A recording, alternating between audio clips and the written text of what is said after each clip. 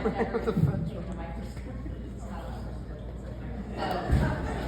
going great so far.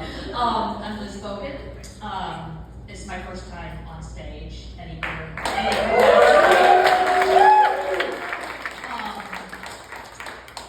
I'm also a married person. My husband is also performing here tonight, and you can play match game and see if you get it right. And I did see you perk up when I said husband, because I'm well aware that I put out a very strong lesbian vibe.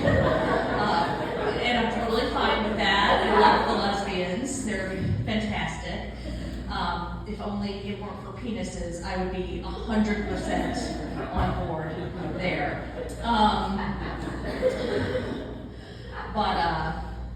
And I knew I would freeze like this.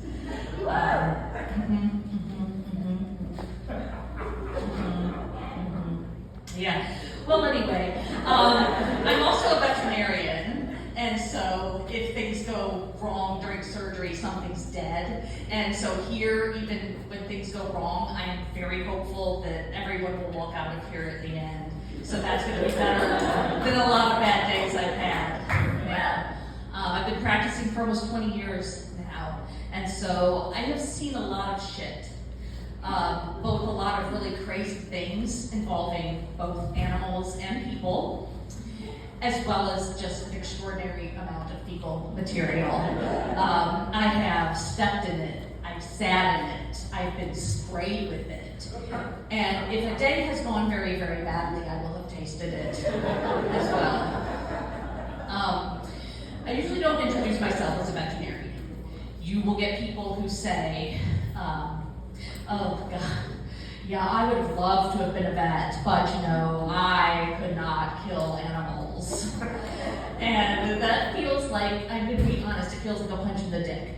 Because I consider that the most sacred and profound part of my job. So, and to do it well is really, really, really important.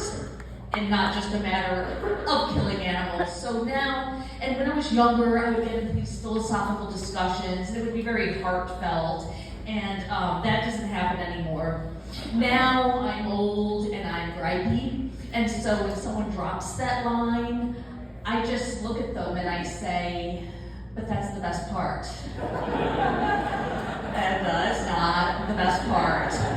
The best part is when, after we've been in there with you in the room and we've done the exam and we've chit-chatted about your little animal, and then we say, what do we say?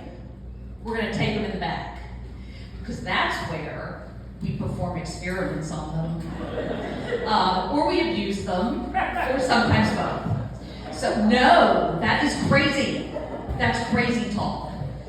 But that is something I've had to discuss with people before. And it just is a public service announcement. If you're concerned that any kind of medical professional, your veterinarian or your own physician is not being watched, that they are going to experiment on you or your pet, then I want you to go somewhere else, because that's where we need to start. That's the baseline, that you think that I'm not going to experiment on you or abuse you if no one's watching. And the last thing, a lot of people go into veterinary medicine because they love animals, and that is for sure the easy part of it. The much, much harder part is to love the people that come with those animals. And they always come with the animals, yeah. So luckily, love exists on a very wide and varied spectrum, and so we can almost always make that work. All right, thank you.